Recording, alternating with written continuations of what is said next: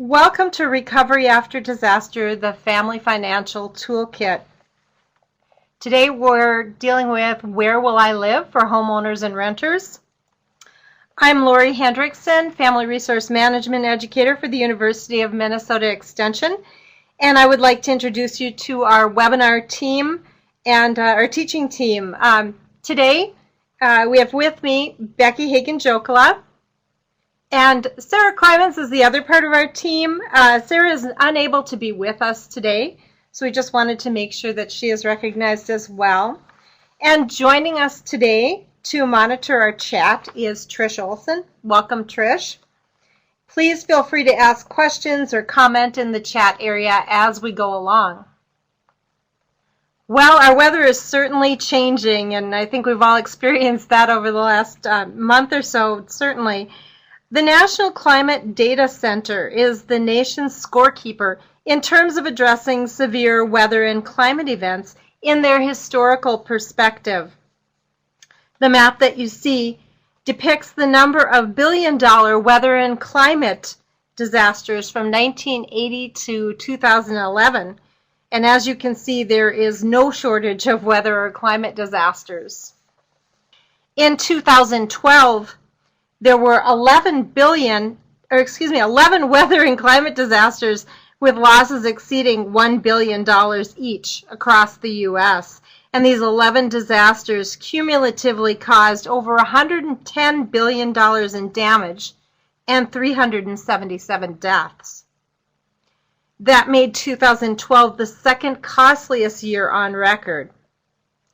And the 2012 events included 7 severe weather or tornado events, 2 tropical storm or hurricane events, the year-long drought, and associated wildfires. To assist professionals to help families with their financial recovery, the University of Minnesota Extension is providing this series of 5 webinars. And you see the dates and topics listed on the screen. The webinars have focused on what to do now, where to start, helping individuals assess their financial picture, and today we're dealing with housing decisions. And in the last webinar, we'll talk about identifying resources and creating the new reality. Our objectives for today's webinar are to help professionals plan and assist disaster survivors in becoming familiar with the Recovery After Disaster Family Financial Toolkit, work with disaster recovery case managers, review current financial situations, assess housing situations as a homeowner or a renter, determine current housing needs and goals, determine current housing commitments, determine the cost of getting back into housing, and identifying and navigating housing financial resources and assistance. And lastly, evaluating those housing options after a disaster. Now, before we get started, we do have a few resources we would like to share with you. First, we want to share some valuable URLs, and I will tell you that from time to time these do not come up in our share pods, so if they are not coming up for you, we will put those in our chat area as well. From what I'm seeing, they don't appear to be showing up on my screen, so I will make sure that we get those in the chat area as well. First of all, the toolkit URL. If you haven't already downloaded or viewed the toolkit, you can do that through the URL that we are sharing, and we'll share in the chat area as well. We also will be providing that throughout the webinar. Also, our webinar evaluation, you will be asked to take the evaluation because we are not charging for this webinar, and simply in return we just ask that you complete the evaluation. It helps us to understand if we've met your needs and what we might be able to do further. For those of you who are accredited financial counselors through AFCPE, the Association of Financial Counseling and Planning Education, CEUs are available, and there is a link for a CEU verification form. Again, we will be providing those as well. You also need a certificate of participation, and as I pull the file share items in there, you should see a certificate of participation available there. We will provide these again at the end of the webinar.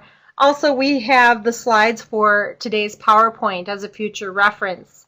As you are looking at the file share items, if you would like to download those, simply click on the item and you should see Save to your computer, to my computer at the bottom of that box, and you should be able to save it then to your computer. And again, we'll bring these back. Now we'd like to get to know a little bit of who's on the webinar today, and so we have a few polls for you to answer. First of all, we would like to know, as a professional, which disasters have you worked? And you can choose more than one possibility here. If you choose the other selection, please go ahead and write in the chat area what that other type of disaster might be. Okay, and we are seeing quite a bit of flood, also hurricane, tornado, some wildfire.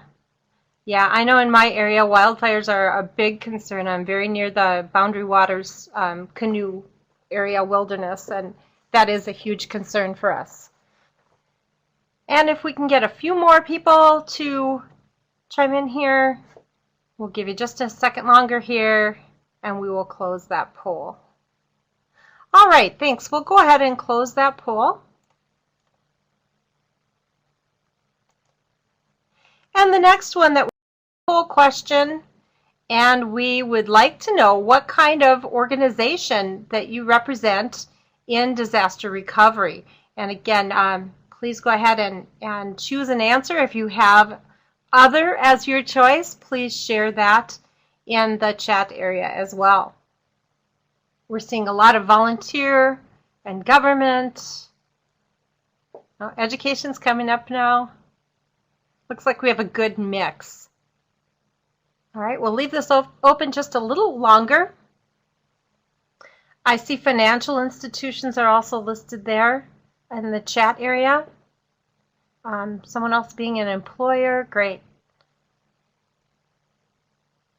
All right, and thank you for your participation in that poll as well, and we will go ahead and close that one too. Well, today's webinar is going to focus on the resources of Recovery After Disaster, the Family Financial Toolkit. Again, you will see the URL listed on the screen. And you'll note that the graphic on the cover of the toolkit is several puzzle pieces.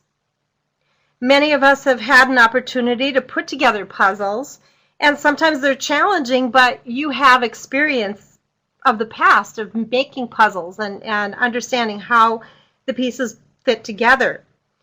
And after a disaster, survivors need to think about how to put the financial puzzle pieces of their life back together, much in the same way that they might approach solving a picture puzzle. The difference is they most likely have never had to tackle this type of puzzle before. There are many different pieces, and they don't exactly know where to start. They may not even know what all the pieces are. And it's hard to tell how important each piece is or how it fits with the others. So during the series of these 5 webinars, we hope that we have helped you and will continue to help you to become familiar with the many puzzle pieces that are involved so that you are better equipped to help survivors move toward that new reality. Okay, we have one final poll for you, and we would like to know, and we've asked every time, we'll just see what people's responses are today. How familiar are you with the Family Financial Toolkit? Have you seen and used the toolkit extensively? Have you seen and used the toolkit some? Have you seen the toolkit but never used it? Or you've never seen or never used the toolkit? Okay, so many of you have seen the toolkit but have not used it at this time, and so we hope that we are providing you with some more information and the ability to feel confident in using the materials here as well. We'll leave that open for just a little bit longer. Okay, so we will go ahead and close that one as well. So the story of our toolkit begins with more disasters happening. As with many places in our country, more disasters have been happening in Minnesota, and Extension has a mission to meet community needs. Now, before we create something, we need to understand the community needs through asking those that were impacted. So we asked people, what did you experience? What were the issues? What worked? What would you like others to know to help them? And after we obtain those answers, then we create research-based materials to meet the educational needs of those we serve. This toolkit then was developed based on research conducted with disaster survivors and professionals 2 years after they were impacted by a flood. So the survivors had plenty of time to reflect on their experience and to share with us what worked and what didn't work during their disaster recovery process. The toolkit was developed in partnership between the University of Minnesota and North Dakota State University. We share a border and share the Red River that runs north along that border, and it seems to cause many flooding problems, particularly in the spring. This toolkit then was funded by a Smith-Lever Special Needs Grant from the National Institute for Food and Agriculture, or NIFA. And after its development, the toolkit was nationally reviewed and piloted with disaster survivors. So our toolkit was designed to be very flexible. It's usable. Survivors can download the entire toolkit or just the specific items that they need. It's consumable. The toolkit is full of tools and forms that can help as one makes decisions, and those tools can either be printed out and worked on with paper and pencil, or they are available as a fillable document online, which then can be saved to a personal computer. The toolkit is also customizable. States can customize the toolkit for their specific location or state, and currently those customized versions are available in Minnesota and North Dakota. And there's a non-state specific version that is available for other states. But states can request a template in order to customize the toolkit for their location. And what primarily needs to be customized is Unit 9, which is the resource section. So if you would like to do that, you certainly can contact us about receiving a template such as that. And lastly, the toolkit is accessible. It is available online 24/7, 365, and again, your URL for the toolkit is provided on the screen. There are 9 units in the toolkit, and throughout the webinar series, we have been covering all of the topics. Today, we're talking about Units 6 and 7, Where Will I Live? And so as we get started in this process, I also want to mention that throughout the toolkit, we have a case study family that is used, and they are Sam and Joan. And Sam and Joan they're the younger family, Sam and Joan, who live with their 3 children in a small rural town in the upper Midwest. And their town was struck by a tornado. And their situation is used as a learning tool throughout the toolkit. And it's available for survivors to take a look at how this family dealt with the various tools. We certainly encourage survivors to make their own best decisions for their situation and not just follow along with what the youngers did, because we realize that each situation is unique. At this time, I'd like to pass the webinar on to Becky, and she will continue. Yes, thank you, Lori. It's always interesting to take a look at where will survivors live. This is probably the biggest question for those survivors who cannot live in their home due to a disaster. And there are truly many issues to explore when attempting to answer this important question. This presentation provides information, resources, and tools to help professionals walk homeowners and renters through the process of deciding where to live after a disaster. The information provided will identify questions to help survivors consider as they determine actions based on their answers. The information for this presentation is covered in Unit 6 in the Toolkit for Homeowners and Unit 7 for renters. It is important to remember that it will take time for disaster survivors to determine their housing options and find the resources and assistance that they need.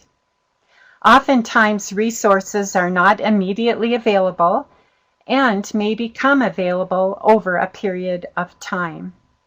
And it's recommended that disaster survivors take time to carefully think through the decisions to be made and carefully consider the pros and cons of each option. At this time, we would like to hear from you through a chat and for you to please share with us some of the challenges you believe that survivors face when making housing recovery decisions. So please type your answers in the white box below the chat, and we'll give you a little bit of time to do this. So if you would please then share some challenges that survivors face when making housing recovery decisions.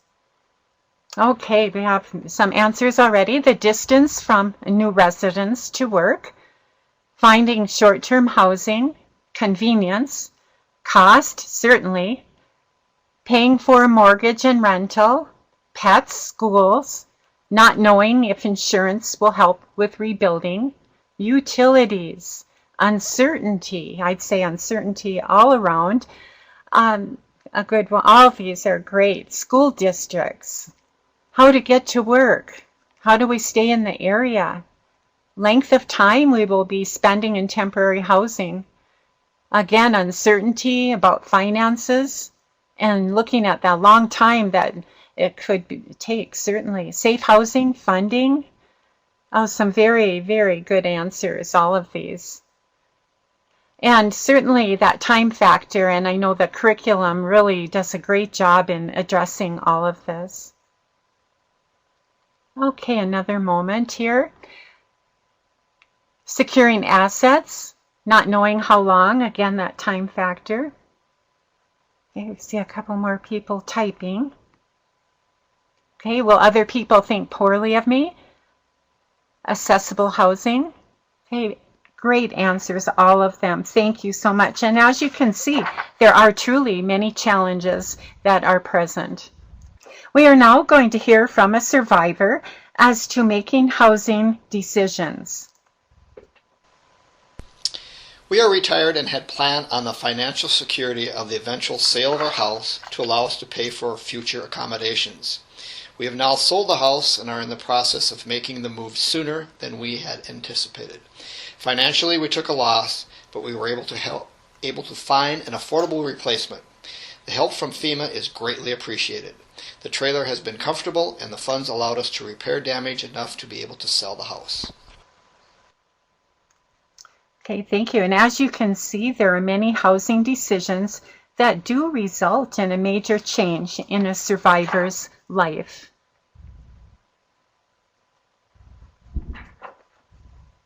Working with a case manager can provide a wealth of information. They can help one to become aware of new resources and assistance, as well as can help match resources to unmet needs. If a disaster recovery case manager might not be available, it is important for survivors to stay in touch so they are aware of resources as they become available through the media, attending community meetings, and staying connected with other survivors. Helpful tools within the toolkit help homeowners and renters assess their situation so they are better prepared to make the best decision for their situation. And we will discuss each of the items individually. And as you can see It is, they're noted on the diagram, the current financial situation, the current housing needs and goals, current housing commitments, the costs for getting back into housing, financial resources and assistance, and housing options after the disaster. Both homeowners and renters will need to determine where they are financially, as this will inform future financial recovery decisions. The toolkit in Unit 5, Where Am I Financially, helps survivors determine their monthly budget or spending plan, their net worth, can I afford another payment? And that's so helpful in walking through actually identifying the numbers to see whether that would be advisable or not, reviewing credit reports, and what is my current financial situation summary. This information was also covered in Webinar 3, which has been archived and can be viewed from the University of Minnesota Extension web page. We will be sharing that link again later in the webinar. So gathering information about one's financial situation can help both the homeowner and renter as they make informed decisions about their future. Where will survivors live if they are a homeowner? Homeowners whose homes have been damaged or destroyed by a disaster are faced with many decisions that need to be made. Initially, a priority would be finding a house environment that is safe, sanitary, and secure. Beyond addressing the immediate issues of debris and muck, mud and mold, homeowners need to consider immediate and long-term needs. At this time, it can be viewed as an opportunity for homeowners to will need to determine where they are financially, as this will inform future financial recovery decisions. The toolkit in Unit 5, Where Am I Financially, helps survivors determine their monthly budget or spending plan, their net worth, can I afford another payment? And that's so helpful in walking through actually identifying the numbers to see whether that would be advisable or not, reviewing credit reports, and what is my current financial situation summary. This information was also covered in Webinar 3, which has been archived and can be viewed from the University of Minnesota Extension web page. We will be sharing that link again later in the webinar. So gathering information about one's financial situation can help both the homeowner and renter as they make informed decisions about their future. Where will survivors live if they are a homeowner? Homeowners whose homes have been damaged or destroyed by a disaster are faced with many decisions that need to be made. Initially, a priority would be finding a house environment that is safe, sanitary, and secure. Beyond addressing the immediate issues of debris and muck, mud and mold, homeowners need to consider immediate and long-term needs. At this time, it can be viewed as an opportunity for homeowners to actually step back and assess their personal situation before making any quick decisions. Oftentimes, disaster survivors quickly jump into wanting to repair or rebuild their home as to how it actually was before the disaster. But the question remains, is this the best thing for them to do? If the home is livable immediately, they of course would need to determine what needs to be done, if anything, to make it safe, sanitary, and secure. They will also need to determine how much money and/or resources might be required to get back in their home. If the home is livable in the near future, it is recommended that they contact a disaster case manager or the Red Cross, American Red Cross, or another agency for possibly having ideas as to temporary housing until their home is ready. If the home is not livable for a long time or if ever, they will need to determine their housing goals and needs and find alternate affordable housing, and then determine how much money and resources would be needed to meet those unmet needs and possibly going back in their home or a different house. For renters, this is an important step, and it may be a little bit different, but it would be the need to contact the property manager or landlord to determine if and when the home will be livable. If the rental property will not be livable for a long time or ever, it is important that the tenant request the return of the security deposit from the property manager landlord, being sure to provide a forwarding address. At this time, we'd like to hear from a survivor, Trudy, as to her journey in finding alternate housing. After the flood, our housing situation was in a state of flux. The evening of the flood, we had to flee our home after mudslides filled our property. We stayed in a hotel during the 4 or 5 days our neighborhood was evacuated. Shortly after, the city deemed our home uninhabitable and we had to find alternative housing without knowing for how long and if we would ever be able to return to our home. Because we were still paying mortgage, insurance, and utilities for our home, we couldn't afford to rent an apartment. Housing assistance was only available to us if we were actually homeless, and we tried hard to keep that from happening to us. We did manage to piece together housing with the help of some very generous people. For about 6 weeks, my work colleagues graciously let us stay in a cabin located on the campus where I work. Just as we had to vacate that lodging, we happened to meet a woman who needed work done on a home she was trying to sell. She let us stay in that home while we did some remodeling work on it. We stayed there for about 6 months and lived pretty bare bones from a single suitcase, as we knew the house was for sale and we might have to move out at any time. After we learned that we would not be able to return to our home, and after we received our buyout dollars, we purchased a small home in a neighboring community. We were so grateful to the people who helped us from falling into homelessness or couch surfing scenario, but we also felt vulnerable and frustrated. It was frustrating to live out of a suitcase for months on end without knowing when that would end, and it was frustrating to not be in control of anything about our situation. We are happy in our new home and new community, but we still mourn the loss of what we had. Okay, as you can see, there are many decisions to be made, certainly, and we thank her for sharing such a personal story. It is vital for the disaster survivors to determine their post-disaster housing needs and goals when identifying housing options after a disaster. Survivors are encouraged to have a clear definition of what a need might be for them as to a want.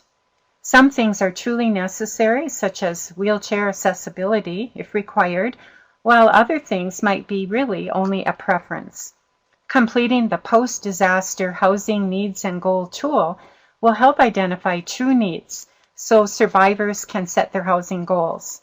This tool is available in the toolkit, and it walks survivors through the questions to help them determine their housing needs and goals. Disaster recovery helping professionals can assist survivors in processing the questions included in this tool. Some of the questions to consider might be, is the survivor a homeowner or do they rent? What type of lifestyle might they have? And what might their needs be? For example, might they be a young family? Might they be middle-aged or empty nesters? Another question is, how important is it for the survivor to stay in the same community? Also, what does the survivor's housing need to be close to? For example, do they need to be close to transportation or school, work, medical? What is the survivor's housing preference? Might they want a single-family home versus an apartment or a duplex? What else might survivors consider about their housing currently and might be needed? For example, number of bedrooms, bathrooms, accessibility, or other health considerations. Also, using the responses to these questions It is recommended that survivors identify then their post-disaster housing goals, and they may want to truly take that time to think about their pre-disaster housing needs. For example, was the housing too small or too large? And the accessibility, and their feelings of satisfaction. Were they satisfied before the disaster, and might they continue with that same level of satisfaction or desire change?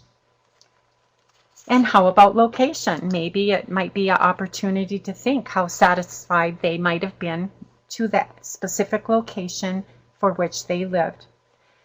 Before the disaster, the individual or family might also consider how close to family they desire, and this opportunity might be present to make some changes.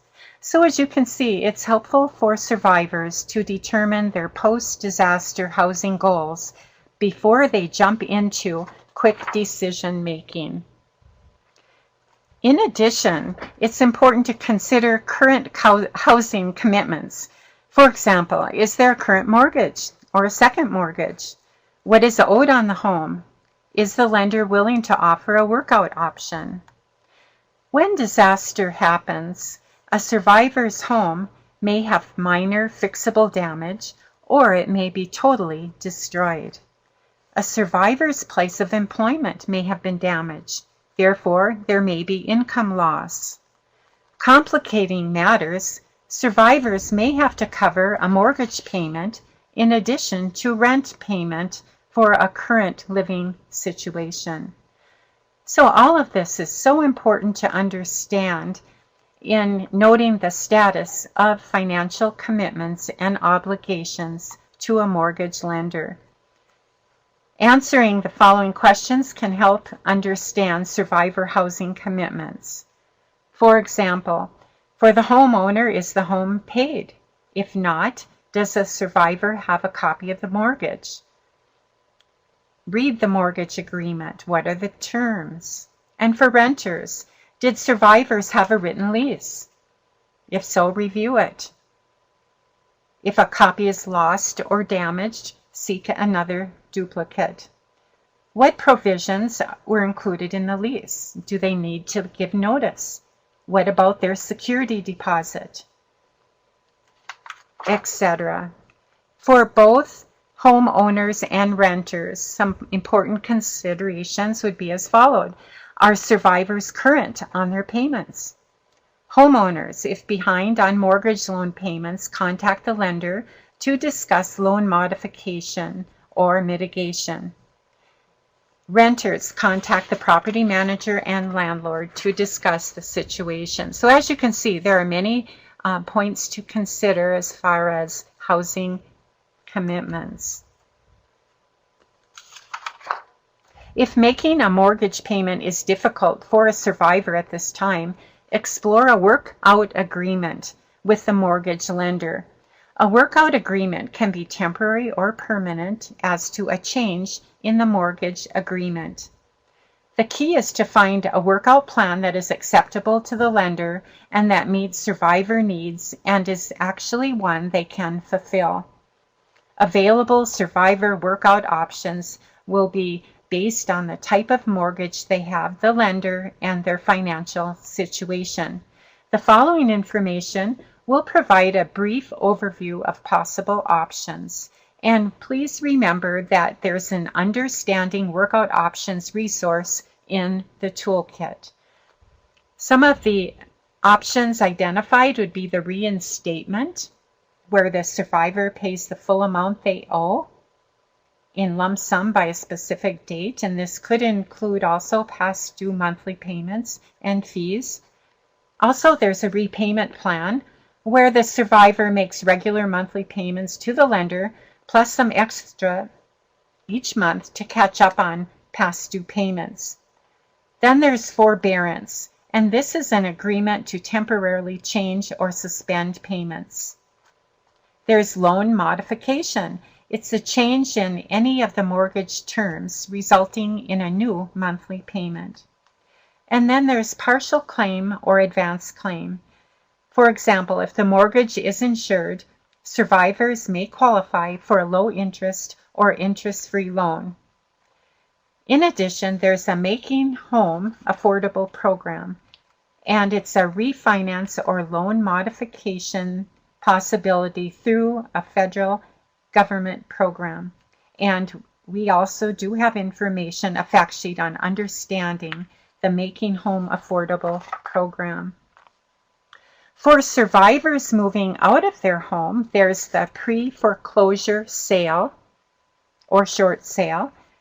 If a survivor owes more on the home than its value, the lender may agree to accept less than what is owed on the mortgage, allowing for a short sale. And then lastly, there's the deed in lieu, which is an option where the lender forgives the debt the survivor owes if they sign over or give back the property. Foreclosure is a legal process in which the lender seizes the home, and there is a foreclosure process fact sheet in the unit as well. And remember that each state has its own rules and timelines for the foreclosure process. Survivors may wish to consult an attorney with expertise on the foreclosure process in their state. And again, there's the Learning About Foreclosure resource fact sheet that we do have for more information. A foreclosure prevention counselor can help survivors look at the pros and cons about a workout agreement and the options. And in addition, they can help survivors explore the big picture of foreclosure and assistance programs available to prevent foreclosure. And we do have a link that does provide additional information to locate a trained foreclosure prevention counselor in your state. And so pages of a phone book or the U.S. Housing and Urban Development Office near you and the link that's identified. Also identify additional resources in the Learning About Foreclosure unit area resource sheet in the toolkit. So as you can see, it's a topic that needs investigation, and there are resources available. So the question comes about, what will it cost to get back into the home? With repair, with rebuilding, with different layouts. So determining what it would cost to repair or rebuild a home is just one more piece to the puzzle. Knowing this information will help survivors decide if they have enough personal money or resources to move forward, or if they will need additional resources. Explore the cost of rebuilding or repairing an existing home by requesting a comprehensive estimate worksheet from a local mortgage lender and use to identify the items that survivors will need estimates for. Remember that all major rebuilding and repair projects will require a day-to-day management from beginning to end. And in some cases, survivors have hired general contractors that can oversee all the details of rebuilding or repair. And there's additional information as well. It's recommended to give the same estimate worksheet to each bidder to better compare bid costs. And if there are members in a survivor's household who have special needs, such as mobility issues, air quality requirements, etc., be sure to point that out in the bid process. If there are extra costs related to bids, etc., it's recommended to always keep receipts and document the costs of obtaining the estimates. Survivors can deduct these costs on their tax return if the expenses are not covered elsewhere. So it's important the review process and choosing a bid then that would meet their needs and taking the time to take a look at the pros and cons. It is important to assess financial resources and assistance, as mentioned earlier. And for example, in addition to assess insurance, FEMA resources, small business loans, volunteer rebuilds if they're available, etc. Does the family have resources in savings available for repair or rebuilding? Another question, would there be a long-term recovery committee in the region in which they may seek donations and grants to assist with recovery? Once survivors have estimated the amount of money needed to return to their home, they will need to determine if they have the resources to proceed with repairing or rebuilding. If survivors do not have resources or enough, they will need to further explore the availability of resources and housing assistance. And the best place to start is with a disaster case manager. And they, again, as was mentioned earlier, can provide such a wealth of information in helping meet homeowners or renters' needs. Disaster assistance programs may factor in any insurance settlement as they determine the kind and the amounts of benefits. If the President of the United States has declared a federal disaster, or your state has issued a disaster declaration, survivors should look into applying for one or more of the national and state declared disaster programs. For example, FEMA, Individual and Household Assistance Program, or the SBA disaster loan programs for home and personal property loans. There are other options, for example, volunteer rebuild programs, donations, such as building materials, furniture, appliances, and of course the long-term recovery committee resources, faith community or organization sponsored financial or rebuild assistance, and personal assets. Okay, at this time I'll hand it back to Lori, who will take us further. Thanks, Becky. Sita Lee Zhang is the team leader for the Minnesota Department of Commerce Consumer Response Team, and she is now going to talk with us about the topic of insurance as a resource in disaster recovery. Well, it's important to know what your plan or policy actually covers. I think a lot of people assume because they've had a home before or had homeowners insurance for a long time that it covers things that maybe it doesn't. So it's always good to review what your policy does and doesn't cover so that you're not making big assumptions about the kinds of benefits you should be getting when maybe they weren't in your policy to begin with.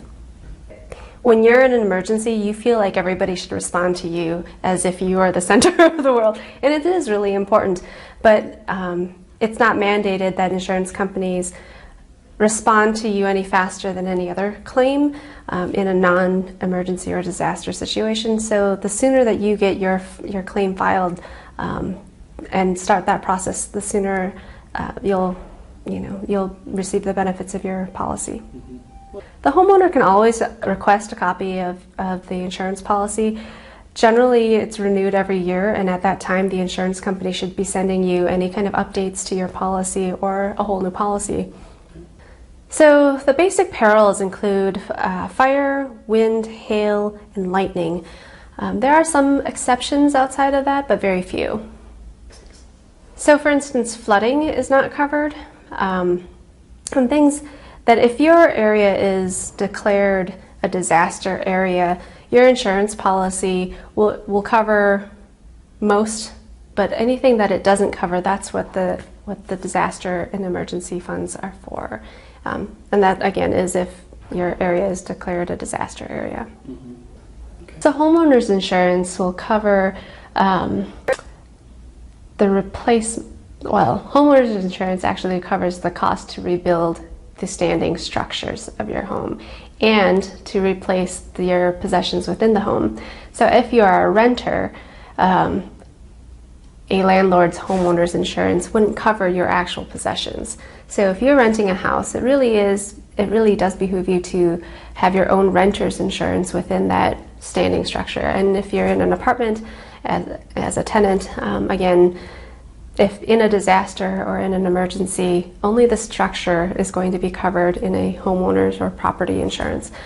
So as a renter, you really want to be covering the things that are inside your actual possessions, and that would include your TV and your gaming system and your furniture, things that are not included in your tenant's lease? Well, assistance through federal programs have their own eligibility requirements, and you do have to, again, this is where the paper trail is really important, because you have to be able to say that your insurance, which is the primary, your primary benefit, what it covers and what it doesn't cover. So the federal assistance or any additional assistance covers or should help you to meet that gap, but your primary benefit is through your insurance policy. Okay, so as Sita said, it's important to check that policy and always know what's there. So many times when we have been talking with survivors at disaster recovery centers, we've heard that, oh, my insurance doesn't cover, and they haven't bothered to talk with their insurance agent. And so we know it's an important thing to do. First step, check with your insurance agent. So we really always encourage people to do that. Okay, in both Units 6 and 7, you find flowcharts such as this. We'll take a look at each of the questions addressed in these flowcharts. And in this slide, you see the question, what type of insurance do you have? If homeowner's insurance, then the survivor needs to first contact their insurance agent, as we just discussed. And if no, the damage then needs to be documented and the unmet needs determined by assessing what survivors can actually take care of. You'll see the same question for disaster-specific insurance and auto insurance. If insurance, then that's the first coverage. And regardless of having insurance or not, documenting is the most important step to take before moving on in this process. For renters, reviewing insurance is very similar, except renters would be looking at their renter's insurance policy if they have one, rather than a homeowner's policy. Is the disaster presidentially declared with FEMA individual and household assistance programs and SBA low-interest loans available? This is both for homeowners and renters. However, resources are available would be different for homeowners versus renters. But it always pays, again, to investigate and ask questions. For renters, what types of financial resources and assistance are available? Can they access FEMA individual assistance as a renter? Are low-interest loans from the SBA available to renters? So if the question to answer, if the answer to question 3 is yes, then the homeowners or renters would need to apply for any assistance available. And oftentimes it's difficult for those affected to understand why they need to apply for assistance if they think they will not receive any assistance. But we've heard from disaster professionals that getting into the assistance process is important for survivors to be able to access all of the potential assistance that they may be eligible for. And now we'd like to hear from Chris Eide. Chris is the Director of Emergency Services with the Minnesota Department of Public Safety and Homeland Security Emergency Management. And she's going to talk a little bit more about that process we've just been talking about related to insurance and the overall disaster recovery process. You always start off with your insurance. So we want to make sure that insurance agents are contacted immediately and that you get everything that you need out of your insurance, or you get everything that you're covered for out of your insurance. We also have social service organizations, nonprofit organizations that can help individuals with some services. The Small Business Administration has a disaster loan program. So if it doesn't meet the criteria of a major disaster declaration for individuals, then we'll make sure that we know whether or not we meet the thresholds for the Small Business Administration disaster loan program. Then a lot of states have their own disaster programs. So they may have it statutorily, they may have it in their emergency management organization, they may have it in another housing agency, but sometimes they have state individual assistance programs, and sometimes they have other programs that would meet the needs of the individuals.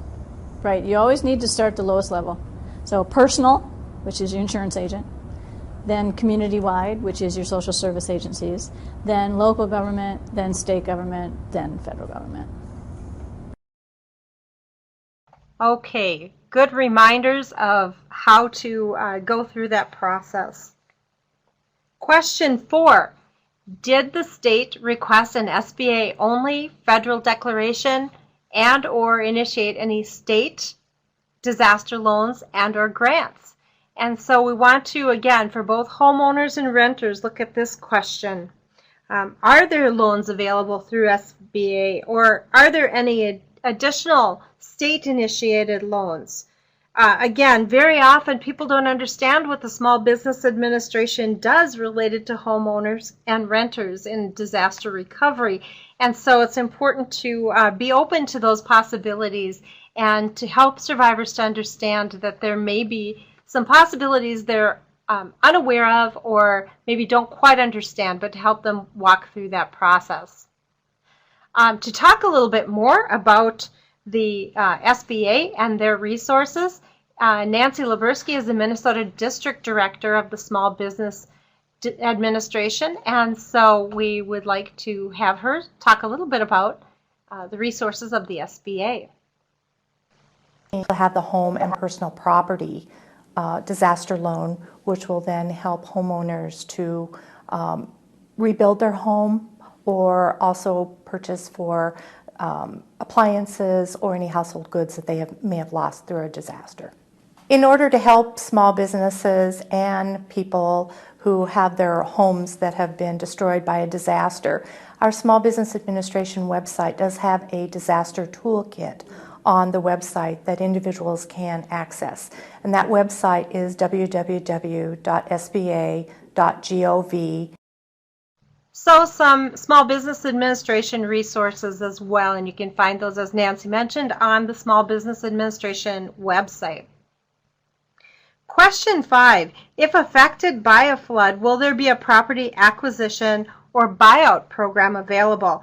This is specific to homeowners. And very often I shouldn't say very often, at times communities or state departments may offer a buyout program for homes. And this is a long process. It may take up to 24 months. And you heard Trudy earlier talk about her situation in terms of an acquisition. And it's important to know about this possibility prior to investing resources into rebuilding. Again, this is only appropriate for homeowners. Of course, renters would not own their property and so would not be eligible for a buyout. The last question, number 6 for homeowners and number 5 for renters, addresses what other types of assistance and resources may be available to survivors. So what other types of assistance and resources may be available? Working with a disaster case manager will really help individuals to be aware of available resources. And this flowchart may be difficult to see on the screen, but this visual, as well as the other flowcharts and visuals that we've shown you throughout, are available within the toolkit. This sequence of disaster assistance illustration is available in the toolkit for closer review as well. In the toolkit, it looks a little bit different than this illustration, but it does provide the same information. And we want to emphasize that there is truly a sequence of delivery that an individual needs to pursue in a certain order. You heard Chris Eide talk about this earlier. And if there's confusion, a disaster case manager is a great resource to help navigate the system. Also, it's important to note that most disaster survivors will need to access multiple types of assistance in order to satisfy their unmet needs. And again, the chart or a similar illustration is available in the toolkit for closer review. A decision-making tool to help homeowners compare multiple housing options and make the best decision for their situation is available in the toolkit. This worksheet, this Housing Assistance After the Disaster worksheet, helps survivors compare post-disaster housing options that can be considered. And it's recommended to duplicate this form to compare options available. The chart helps summarize and compare descriptions of the options, the resources that are available to support that option, what the out-of-pocket expenses would be once available resources are applied, how the cost fits into the monthly budget, both the positive, the pros, and the cons of this option, and what additional information is needed to consider in this option. Also, who can survivors talk to for additional information to make their choice? And you might even suggest that they indicate names and contact information here as well. And lastly, what is the decision? So all of these comparison forms can help to then make that decision of what is the appropriate housing situation after disaster. At this time, I will pass things over to Becky, and she will take us through the end of the webinar. Okay, thank you, Lori. We would like to have you consider through a chat, this will be a quick one here, but ideas about what survivors might think about as they consider housing recovery options. So we'll just do this briefly, but if you have any thoughts that you'd like to share, we'll take just a couple of minutes here to share thoughts. So what might survivors think about as they consider housing recovery options? And then please type your answer in the white box below the chat. Okay, moving in with a relative short term. Often you hear where shelter sharing is very important. Storage, number of rooms. What can I do on my own? And looking at where one needs help. Sharing resources with other victims. Very important. Yes. Keeping stress down. Red Cross. Consider temporary mobile home. Physically challenged accessibility. Education. All of what you've mentioned. Very, very important. Have resources and plan before disaster occurs. Yes. Childcare needs. Okay, thank you for sharing. That gives a nice base just to consider. Thank you. So we'll close the chat at this time. Thank you. And it is important to consider decision making. And we will now hear briefly from a survivor in regard to the importance of making informed decisions. We were trying to make the right decisions, knowing that they would affect the rest of our lives. And so that would have been nice for someone to say, slow down, take it easy. You might have to be living with friends, with family, somewhere temporary for a month here, a month there.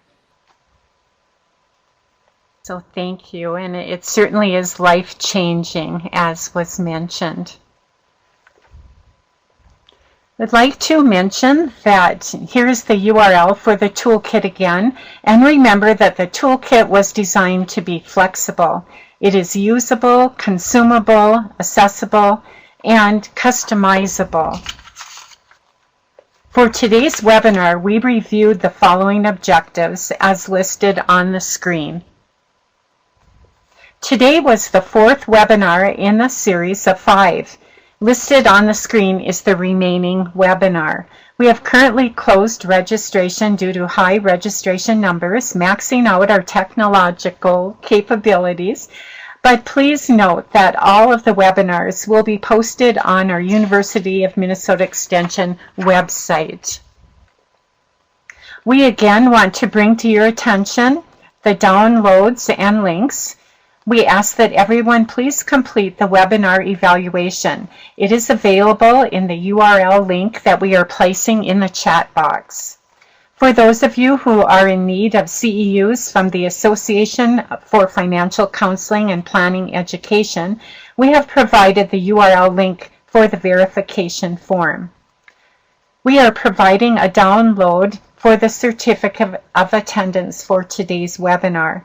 Simply click on the certificate word in the download box, which was just pulled into your screen. Those who are seeking the AFCPE CEUs will need this certificate. And lastly, we wanted to make the slides from today's webinar available. They can be accessed through the download box and by clicking directly on the link.